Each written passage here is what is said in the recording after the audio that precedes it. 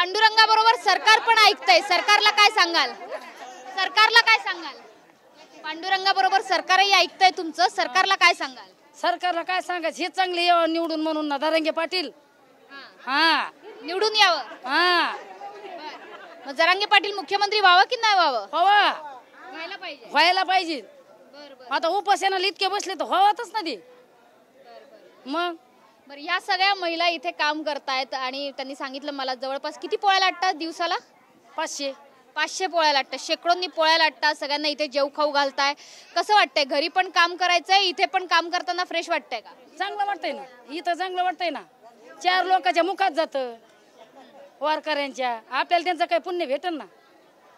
मुखात गेल्यावर आपण कष्ट करून लावायचं, काय होतं केलं म्हणून. मग सरकारला अजून काय सांगाल? एक तुम्ही सांगितलं जरांगे पाटलांना मुख्यमंत्री होऊ देत, हे पांडुरंगाला सांगितलं.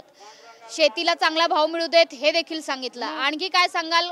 बेरोजगारी वाढली आहे, नोकऱ्या नाही आहेत पोरांना. मग पाहिजेत ना नोकऱ्या बी. ज्याला शेती नाही हे नाही त्याला नोकऱ्या बी पाहिजेत. शेतीवाल्याला भाव बी पाहिजे, नोकऱ्या पाहिजेत. ज्याला नाही त्याला काय करायचं, मंजुरी करूनच खावं लागतंय ना. मग त्याच्यामुळं सगळ्याला सारखंच पाहिजे ना. बरं, त्यामुळे या सगळ्या महिला वेगवेगळ्या गावातनं आलेल्या आहेत. सगळ्यात महत्त्वाचं वैशिष्ट्य आहे की त्या आपापल्या घरातनं एकट्या बाहेर पडलेल्या आहेत. ग्रामीण भागातल्या महिलांना खूप कमीदा अशी संधी मिळते आणि वारीच्या निमित्ताने ही संधी त्यांना चालून आलेली आहे.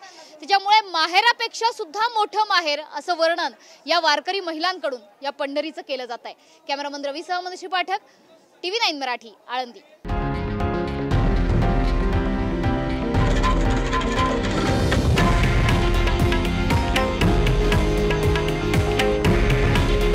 हे आहे देशातील नंबर 1 न्यूज नेटवर्क आणि आपण पाहत आहात TV9 मराठी.